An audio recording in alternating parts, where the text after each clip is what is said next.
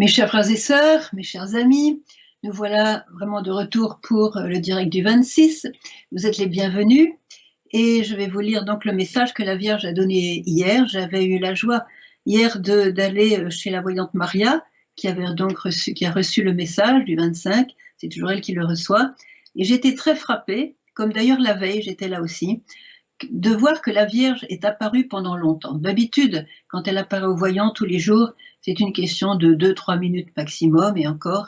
Et là, cette fois-ci, elle est restée longtemps, longtemps. Même Maria l'a souligné avec un certain étonnement. Elle est restée vraiment longtemps. On était un bon groupe. Il y a surtout en ce moment des gens de l'Est qui viennent comme pèlerins, beaucoup de Polonais. Il y a aussi des Ukrainiens, des Slovaques. Donc c'est l'Est qui prend la relève de l'Ouest en fait. Quelques Français, il y a eu une retraite avec le père de Saint-Jean il n'y a pas longtemps là, petite retraite, mais en fait il n'y a pas beaucoup d'Italiens, il n'y a pas beaucoup de l'Ouest en tout cas, voilà. Donc alors la nouveauté c'est que bien sûr avant le 40e anniversaire du 25, de 24 et 25 juin prochain, donc ça va faire 40 ans que la Vierge vient tous les jours, voir plusieurs personnes. Et donc il y a une recrudescence d'initiatives, disons, de prières sur la montagne, les chapelets, les neuvaines, les trentins, les neuvaines aussi de communion, de messe, voilà. Il y a eu beaucoup d'initiatives prises et je ne peux pas toutes les citer, mais en tout cas sachez que je crois que la Vierge sera quand même bien contente de recevoir tous ces cadeaux-là. Alors maintenant, je vais vous lire le message. Et il est très court cette fois-ci, mais vraiment riche parce qu'elle reprend des thèmes fondamentaux dont on a vraiment besoin aujourd'hui. Chers enfants, je vous regarde et je vous appelle. Revenez à Dieu, car il est amour. Et il m'a envoyé à vous par amour, pour que je vous guide sur le chemin de la conversion. Abandonnez le péché et le mal. Décidez-vous pour la sainteté, et la joie régnera. Et vous serez mes mains tendues dans ce monde perdu. Je désire que vous soyez prière et espérance pour ceux qui n'ont pas connu le Dieu d'amour. Merci d'avoir répondu à mon appel. Alors, j'aime beaucoup la Vierge quand elle commence à nous dire qu'elle nous regarde. Donc là, elle nous regarde. Il ne faut pas passer sous silence ce mot « je vous regarde » parce que on dit que dans l'adoration, Jésus nous regarde, c'est vrai. Et ce regard est comme un feu dévorant qui vient nous transformer si on répond à son regard. Alors la Vierge aussi nous regarde, elle nous regarde comme une mère. Imaginez une personne que vous aimez infiniment, qui vous regarde longuement, même sans parler. Je connais plusieurs personnes, un certain nombre même, qui ont vu la Sainte Vierge ici et qui m'ont confié après, tu sais, j'ai vu la Sainte Vierge, c'était extraordinaire comme elle est belle et tout ça. Elle ne m'a rien dit, mais elle m'a regardée. Et ça a été vraiment le flash pour eux. Ils ont changé de vie avec ça. Je me souviens aussi d'un juif très connu, le père Ratisbonne. Alors lui, il était donc non chrétien, il était juif, je ne suis même pas sûre qu'il était tellement pratiquant juif.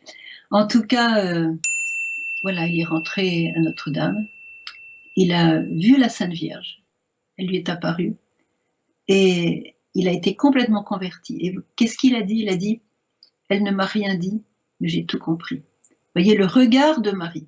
Alors je vous invite à vous laisser regarder par les yeux de Marie, dans lesquels vous voyez Jésus, vous voyez le Père, vous voyez la miséricorde, vous voyez la lumière. N'oubliez pas qu'elle est l'épouse de l'Esprit Saint, donc ses yeux sont des flammes de douceur, de tendresse, d'amour. Et combien de fois vous avez certainement fait l'expérience d'être rassuré, consolé par le regard simplement de quelqu'un, même un regard sans parole, combien plus de la Sainte Vierge. Donc quand elle parle dans ses messages, elle le fait. Et maintenant qu'on cite le message, elle le fait en ce moment pour vous. Elle vous regarde. Laissez-vous regarder par elle et répondez à son regard. C'est la plus belle femme du monde, mais pas seulement de beauté physique, bien sûr, mais c'est cette beauté intérieure qui rejaillit à travers son regard, à travers son sourire. Et comme elle n'a pas de masque, on peut voir son sourire. Voilà. Alors, je vous regarde et je vous appelle. Parce que dans son regard, elle nous voit. Et qu'est-ce qu'elle voit? Eh bien, elle voit comme une mère qui constate comment est son enfant, comme elle le dit à la fin du message, que nous sommes perdus. Elle le voit. Et donc, elle nous appelle pour 40 ans d'apparition, elle nous a appelés, elle nous a invités, appelés. Et à nouveau aujourd'hui, elle nous appelle, elle nous dit une fois de plus, revenez à Dieu, car il est amour. Alors, peut-être certains ont peur de Dieu, ils ont peur, il est trop grand, il est trop bien, je suis pas assez bien pour lui, j'y arriverai pas, c'est trop exigeant. Vous voyez, toutes ces choses que le malin peut infiltrer dans nos pensées pour nous empêcher de nous rapprocher de Dieu. Revenez à Dieu, c'est-à-dire revenez à l'amour. Nous avons tous cette soif d'amour au fond de nous, puisque nous avons été créés par amour et pour l'amour. Revenez, car il est amour. Revenez, ça veut dire changer la direction de votre vie. Voilà. Je repense au message, au regard de la Sainte Vierge, je pense à ce paroissien du curé d'Ars qui passait du temps devant le Saint-Sacrement comme ça. Et le curé d'Ars lui demandait: qu'est-ce que tu fais là? Il a répondu: il m'avise et je l'avise, je l'avise et il m'avise. Vous voyez, tout dans le regard. D'ailleurs, je pense qu'au ciel, tout sera dit dans un regard. Quand on arrivera là-bas, ce ne sera pas le grand discours d'explication théologique ou machin, ça sera un regard, et ce regard va nous foudroyer d'amour. Donc laissez-vous regarder et laissez-vous pénétrer aussi par ce regard qui est comme un scanner de tendresse, attention, de tendresse. C'est pas un scanner qui va vous accuser, qui va vous écraser, qui va vous juger. Absolument pas, c'est un scanner de tendresse. Et les voyants s'en rendent bien compte quand ils nous disent, elle voit tout en nous jusqu'à nos doigts de pied, elle nous connaît complètement jusque l'intime de notre âme. Et elle nous dit, vous êtes tous chacun de vous est un monde aux yeux du Père Céleste. Donc elle voit ce monde et elle nous appelle à revenir. Qu'est-ce que c'est que la conversion? C'est de changer la direction de ma vie et reprendre le but. Revenir où? Revenir à qui? Revenir à Dieu. Et ça veut dire revenir à l'amour. Qui n'a pas soif d'amour? Je continue. Et Dieu, donc, il m'a envoyé à vous par amour. Et si elle vient, c'est par amour, pour nous exprimer son amour et l'amour de Dieu, pour que je vous guide sur le chemin de la sainteté. Alors, en pensant à ce chemin de la sainteté où il nous faut revenir, je pense à une expérience personnelle. Vous savez que dans le passé, j'ai fait des bêtises grosses comme moi, du genre l'astrologie, la divination, faire tourner les tables, le spiritisme, etc. Autrement dit, j'ai invité les démons en moi et je l'ai payé très cher, j'ai failli me suicider. Bon, vous connaissez à peu près l'histoire, si vous ne le connaissez pas, ça ne fait rien. En tout cas, je vous le dis. Et puis mon père spirituel, après ma conversion, je m'a tiré du bain vraiment de manière, on peut dire, miraculeuse, providentielle. C'est grâce à ça que je suis là aujourd'hui. Eh bien, mon père spirituel avait été voir Marthe Robin, et avant même qu'il donnait les détails sur ma conversion, elle lui a dit: elle revient de loin. Elle revient de loin. Ça m'a fait froid dans le dos, ça m'a donné la chair de poule, parce que quand je suis partie en Inde et tout, elle me rencontre avec ce devin, etc. Mais j'étais dans une inconscience totale. Je n'avais aucune idée de ce que j'étais en train de faire, que j'étais en train de me prendre des démons à l'intérieur de moi, que j'allais peut-être risquer ma vie. Je n'avais aucune idée. J'étais avec une légèreté, une inconscience, comme beaucoup de jeunes aujourd'hui qui font des choses très, très lourdes de conséquences, disons, et quelquefois lourdes vraiment de maladies et de mort, hein, peut-être de suicide, puisque j'ai failli me suicider. Alors il y a cette légèreté, cette inconscience et cette ignorance surtout de la parole de Dieu, parce que c'est clair dans la parole de Dieu que tout ce que j'avais fait, c'était interdit par Dieu pour la bonne raison que ça détruit l'âme. Et c'est une action de Satan. Donc quand elle a dit, elle revient de loin, je voudrais vous le dire à vous, c'est un peu une confidence que je vous fais, parce que il y en a certains qui sont engagés comme ça sur des chemins glissants, pour ne pas dire des chemins de mort, avec une légèreté, une inconscience, parce qu'on ignore la parole de Dieu. On ne s'occupe pas de Dieu, on a évincé Dieu, on lui a fait comprendre qu'on n'avait pas besoin de lui, et donc on marche sans lui. Et comme dit la Sainte Vierge, est-ce que vous pensez pouvoir vous passer de la bénédiction de Dieu? La réponse est non. On ne peut pas se passer de la bénédiction de Dieu pour avoir l'amour en nous, pour avoir la joie en nous, pour avoir vraiment la lumière en nous. Voilà. Alors elle nous rappelle encore: abandonnez le péché. Je l'ai dit souvent, chers amis, chers frères et sœurs, je souhaite vraiment que quand l'heure sonnera où le Seigneur viendra se manifester, parce qu'il ne regarde pas toute cette pandémie et cette épreuve dans laquelle nous sommes comme un spectateur, les mains dans les poches pour voir un petit peu ce qui se passe, prendre note, etc. Il agit en profondeur, il prépare sa victoire et ça sera une victoire absolument éclatante. Alors, si Marie nous dit abandonner le péché, ce jour-là, quand le Seigneur viendra, quand le Seigneur se manifestera, eh bien, on aura beaucoup de joie à avoir abandonné le péché. Il ne faudrait pas que ce jour-là nous surprenne en péché grave. Et ça, je voudrais insister, parce que c'est l'éternité qui est en jeu, mes chers frères et sœurs. Il s'agit de l'éternité, notre éternité qui est en jeu. Si on s'obstine dans le péché en disant oui, ça fait rien, allez, le Seigneur est bon, il pardonnera toujours, et il pardonne toujours si on se repent. Il n'y a pas de pardon automatique. Il y a quand même un repentir qui est demandé, une contrition et de choisir. Et si on n'arrive pas à abandonner le péché, au moins qu'on ne le désire et qu'on aille se confesser pour recevoir la grâce de pouvoir abandonner le péché. Elle a dit abandonner le péché et le mal. Et le mal. Je pense à Philippe Néri que nous sommes en train de célébrer aujourd'hui. J'espère que vous le connaissez parce que c'est un saint extraordinaire. On l'appelait le fou de Rome parce qu'il avait un humour absolument fou et il faisait toujours des blagues et il était très très aimé à cause de ça, en même temps très persécuté par certaines instances, passons. Et donc lui, il confessait avec l'Esprit Saint, disons. Un jour, il y a une femme qui vient le voir, elle était furieuse parce que sa fille était rentrée à l'oratoire, donc la petite communauté qu'il avait déjà commencé à fonder avec quelques jeunes, quelques bras cassés qui ramassaient comme ça, il accueillait tout le monde. Et donc, elle se confesse et elle dit, j'ai dit beaucoup de mal de vous, mon père. J'ai dit beaucoup de mal, j'ai vraiment fait de la calomnie. Alors il lui a dit, écoutez, moi je suis prête à vous donner le pardon de Dieu, mais allez sur la place publique et achetez une poule et apportez-la moi. Alors elle apporte sa poule, elle ne comprenait pas ce qu'il voulait dire. Il dit, retournez là-bas maintenant et plumez cette poule. Alors elle va plumer la poule, tout ça, et puis elle revient, elle lui dit maintenant, allez chercher toutes les plumes de la poule. Elle dit, c'est impossible mon père, c'est impossible, il y a eu du vent et toutes les plumes sont dispersées. Avec le vent, c'est impossible de les ramasser.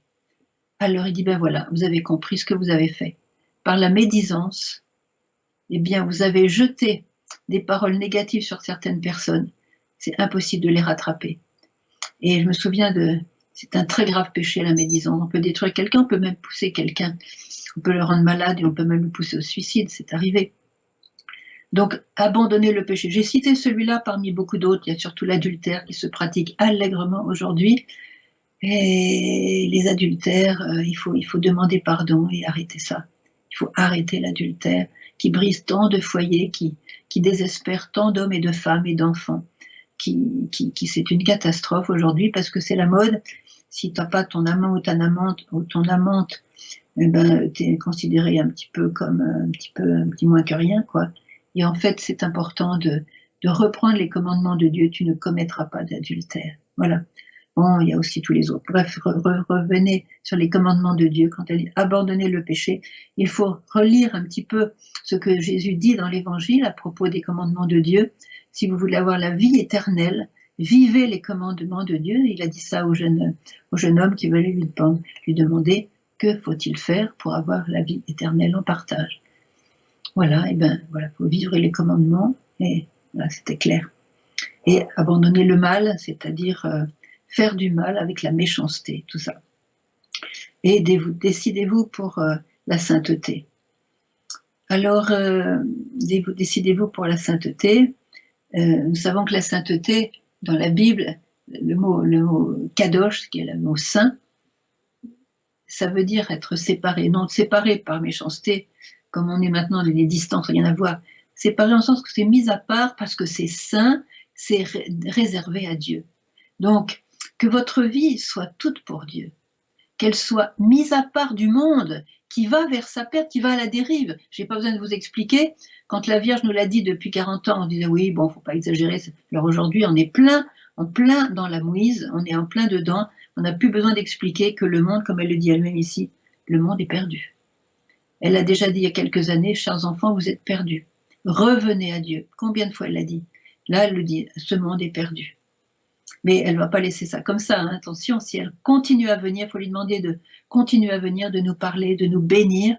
Hein, voilà, donc je suis sur la sainteté et Dieu veut nous prendre par la main avec la Sainte Vierge pour nous prendre sur le chemin de la sainteté, c'est-à-dire vivre avec Dieu, aimer Dieu, le servir, l'adorer, le mettre à la première place. Voilà. Donc c'est un grand changement pour beaucoup d'entre nous, mais c'est un changement qui rapporte gros, parce qu'il s'agit vraiment de la vie éternelle. Et j'allais dire, on ne plaisante pas avec la vie éternelle. On ne plaisante pas avec la vie éternelle. Elle est, comme dirait quelqu'un, elle est très très longue, la vie éternelle. Elle n'a pas de fin. Alors, donc, décidez-vous pour la sainteté et la joie régnera. Vous serez mes mains tendues dans ce monde perdu. Alors là, c'est très important de voir combien la Vierge aime bien qu'on s'identifie à elle. Vous voyez, un jour, elle a dit, chers enfants, consacrez-vous à moi, venez avec moi, laissez-moi vous guider, et quand vous parlerez, les gens qui vous écouteront entendront ma voix. Vous voyez, c'est moi qui vais parler, et c'est sa voix. Et cette identification de la Mère de Dieu est extraordinaire, parce que tout ce qu'elle a, elle veut nous le donner. Elle veut nous donner sa voix, elle veut nous donner son cœur, elle veut nous donner ses mains, que nos mains soient les mains tendues vers ce monde qui est perdu. Et à chaque fois qu'on étend les mains vers ce monde qui est perdu, ce sont des âmes qui se sauvent pour l'éternité. Vous voyez, c'est pas seulement un cadeau qu'elle nous fait, mais aussi un devoir que nous pouvons prendre à cœur, vous voyez, sur ses mains, dans ce monde perdu. Donc c'est un, je dirais, elle nous parle de cette joie, vous voyez, cette joie qui va régner. Cette joie, c'est le plus grand désir qui est dans le cœur de l'homme, le désir de l'amour, le désir de la joie, parce qu'on a été marqué du sceau du Créateur, qui est joie, qui est amour, qui est paix, qui est allégresse, j'allais dire, et qui est miséricorde. C'est-à-dire, il a une sensibilité infinie vis-à-vis de nous. Il ressent chaque vibration de notre cœur, chaque pensée, il ressent tout. Voyez. Et quand il nous parle de la joie, comme il le dit dans l'Évangile, au moment de l'Évangile, Jésus nous parle, il dit « Et vous aurez ma joie en plénitude ». Parce que Dieu n'est pas mesquin, il ne donne pas une demi-mesure. Il ne dit pas « je vais vous donner un petit peu de ma joie ». C'est sa joie, frères et sœurs. C'est sa joie même divine qu'il veut nous donner sans attendre d'être au ciel, parce qu'il veut nous faire goûter par anticipation la joie du ciel. Et pour cela, marcher sur le chemin de la sainteté. Je pense à Philippe Néri parce que nous le célébrons aujourd'hui. Il était harcelé par les épreuves, il a été attaqué comme rarement les saints ont été attaqués, même par des gens d'église, vous voyez. Bon. Et bien, il était dans une joie, il avait tout donné. C'est ça, parce que quand on a peur, quand on est triste, c'est qu'on a peur de perdre. On a peur de perdre son travail, on a peur de perdre la santé, on a peur de perdre un être cher, on a peur de perdre sa maison, son confort, on a peur de perdre son plan d'avenir, on a peur de perdre ceci ou cela. Et donc, on s'attache à tout cela avec un EIX, ou bien tout cela, CELA, et c'est notre attachement qui fait qu'on est coincé. Vous voyez, les saints, et beaucoup de gens que je connais aujourd'hui, ils ont lâché dans les mains de Dieu vraiment tout cet attachement à des choses qui sont bonnes. Je ne parle pas des choses mauvaises, bien sûr, comme la famille, le travail, vous voyez, faire un plan d'avenir, il n'y a pas de mal à ça, vous voyez. Et donc on a peur de lâcher, et on voit que tout s'écroule en ce moment, la Vierge l'a dit, tout s'écroule. Pas seulement la famille, tout s'écroule, elle l'a dit elle-même, et elle ne l'a pas dit hier, elle l'a dit il y a quelques années, tout s'écroule, donc voilà, on est fixé, tout s'écroule.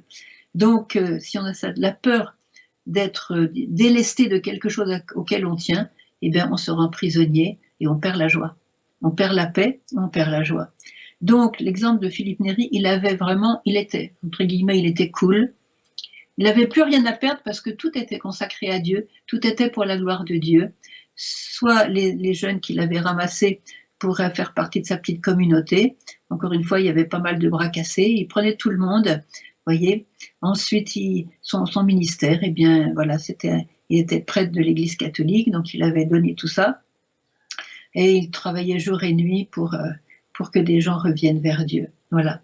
Donc la joie doit régner. Et Marie nous dit, en pleine pandémie, avec tous ces problèmes, avec je dirais, cette menace du mondialisme et de ça, tous ceux qui veulent gouverner le monde et qu'il y ait plus de morts possible, etc. Voyez, eh bien, si vous avez peur de ça, elle est partie.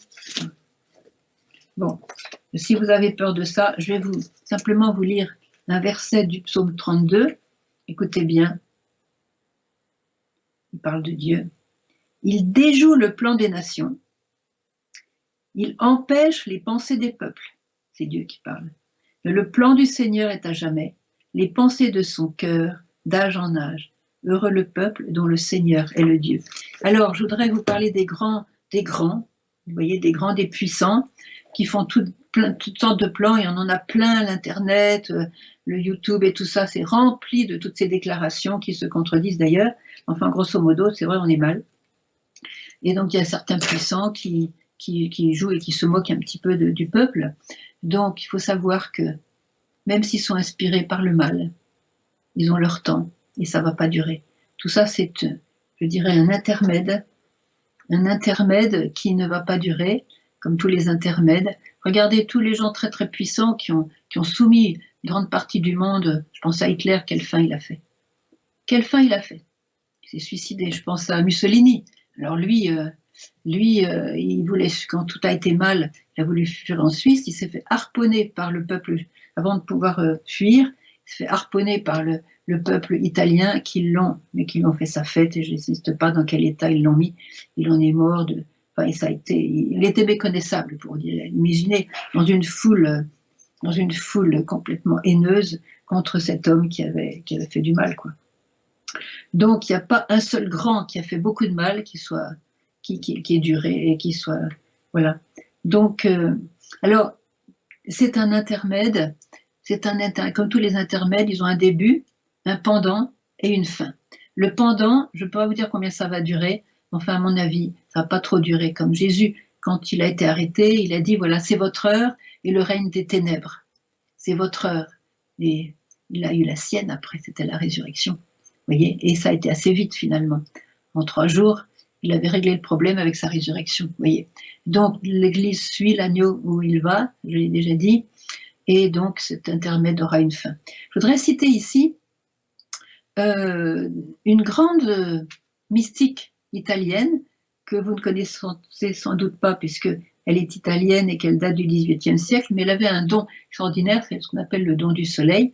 Elle voyait une lumière devant elle comme ça, et dans cette lumière, pendant 46 ou 47 ans, elle a vu des révélations, et ces révélations se sont toutes révélées justes, si bien qu'elle a été invitée souvent à Rome, et elle a aidé 5 papes, parce qu'elle a vécu très très longtemps. Elle a aidé 5 papes pour diriger l'Église. Elle s'appelle la bienheureuse Anna Maria Taigi. Elle m'est très chère parce que justement, elle a décrit certains malheurs qui sont en train d'arriver ou qui vont arriver. Mais voilà ce qu'elle finit par dire, et ça c'est très très important. Je retrouve... attendez, excusez-moi. Bon, enfin bon, comme de toute façon je le sais par cœur. Elle a dit que certains saints, en particulier Saint Pierre et Saint Paul, vont revenir sur la terre. Elle a prophétisé 2 papes. Elle a prophétisé dans l'Église une grande confusion, à tel point que Saint Pierre et Saint Paul vont revenir et ils vont nommer un nouveau pape. Et ce pape sera très charismatique, il aura le don de guérison, il sera aimé de tout le monde. Et même la France fera appel au pape parce qu'il y aura beaucoup de combats en France, beaucoup d'anarchie, et ils en viendront à appeler le Saint-Père au secours. Et donc certains saints, la grande mystique allemande Thérèse Neumann aussi avait prophétisé que les saints reviendront sur la terre quand il y aura vraiment besoin. Voilà, à propos de Anna Maria Taiji, elle disait aussi que dans l'Église, il y aura une grande victoire de la lumière, si bien qu'il y a 3 grandes nations que vous connaissez bien, l'Angleterre, la Chine et la Russie, demanderont à entrer dans l'Église. Ça, c'est une prophétie d'une sainte qui est bien heureuse et qui n'a pas été béatifiée simplement pour ses beaux yeux. Donc, je vous le rappelle, elle a aidé 5 papes, elle a prophétisé le truc de Napoléon, elle a prophétisé beaucoup de choses aussi pour la France, elle a l'Italie, bien sûr. Et donc, voilà. Donc, ça, c'est notre avenir, c'est notre futur, vous voyez. Et quand la Vierge, quand elle apparaît joyeuse, c'est pas parce qu'elle est indifférente à ce que elle est différente à ce que nous vivons, à toutes les souffrances, les morts, les agonies, les délaissements, les solitudes que beaucoup de gens vivent, hein, sans compter les maladies, les fausses promesses, les mensonges, on ne sait plus à qui. Bref, elle n'est pas indifférente à tout ça. Mais pourquoi vient-elle heureuse et joyeuse? Parce qu'elle voit au-delà de tout ça. Elle est déjà... Marie, c'est comme la femme du futur. Elle vient du futur. Elle vient pas du passé, elle vient aussi du passé, mais elle vient du futur, elle est en plein dans le futur, elle est en plein dans notre futur. Et quand elle nous parle de notre futur, elle nous dit un peu les moyens pour y arriver, vous voyez. Comment est-ce que la joie va régner? Elle compte sur nous. Alors bien sûr, je vous parle, je ne sais pas combien vous êtes, peut-être 20 000 comme d'habitude avec le retransmission, bon, peu importe le nombre. En tout cas, qui que vous soyez, nous sommes un petit reste. Ceux qui veulent être vraiment dans l'état de grâce et être fidèles au Seigneur, eh bien, c'est un petit reste. Donc, pas nombreux. Et il y aura certainement beaucoup de persécutions. Anna Maria Taiji l'a dit, il y aura des très grandes persécutions des chrétiens. Ratzinger l'a dit aussi, on va être donc persécutés. D'ailleurs, il n'y a pas longtemps, il y a eu encore des églises brûlées, des assassinats en pleine église, etc. Enfin bref, regardez les nouvelles. Régulièrement, il y a aussi des exactions comme ça contre le Christ en fait, et contre ceux qui appartiennent au Christ. Ça ne veut pas dire que les autres qui appartiennent au monde sont heureux, attention, hein, vraiment. Alors là, il vaut mieux souffrir avec Jésus que souffrir sans Jésus, parce que souffrir sans Jésus, ça mène au désespoir. Donc, merci Seigneur, on est avec lui. Donc la joie régnera, réjouissez-vous, et vous serez mes mains tendues dans ce monde perdu. Alors là, elle ne mâche pas ces mots, ce monde est perdu, c'est pour ça. Ne soyez pas du monde, soyez avec le monde, avec la compassion pour le monde, mais suivez-moi, prenez ma main et laissez-moi vous conduire sur le chemin de la sainteté. Vivez les messages. Je désire que vous soyez prière et espérance. Et là encore, il y a une grande grâce d'identification. Vous voyez, elle n'a pas dit cette fois-ci, je vous invite à prier. Non, que vous soyez prière, que votre identité soit prière. C'est-à-dire que vous soyez tellement imbibé de prière que vous transpiriez, si j'ose dire, que le parfum de la prière puisse sortir de vous comme le Padre Pio qui sentait la rose, qui sentait la rose vraiment comme ça. Voilà, c'est un parfum de sainteté qui émanait de lui. Et voilà, et soyez prière, soyez espérance. Alors, je vous ai parlé un petit peu du futur, parce que c'est une grande victoire de l'Église. Un jour, je vous ai déjà parlé de Filiola, qui a vu l'Église de la lumière, l'Église de la victoire du Christ. Alors, pour cela, eh bien, on sait qu'on est dans l'heure du thé. Comme dit Jésus, c'est votre heure. Là, ses ennemis qui venaient l'arrêter, c'est votre heure et le pouvoir des ténèbres. Il a aussi dit que je frapperai le berger et les brebis seront dispersées. Donc il y aura cette dispersion, il y aura cette anarchie, mais il y aura toujours ce petit reste, et je suis sûre que vous en êtes et que vous voulez en être, qui sera fidèle à l'Église, le chapelet à la main, l'adoration de Jésus, soit dans une église, soit dans votre maison, en imaginant que vous êtes devant le Saint-Sacrement, vous allez adorer Dieu en esprit et en vérité. Une bonne confession, avec un vrai repentir, abandonner le péché. J'insiste sur le chapelet parce que je voudrais terminer par ce très beau témoignage.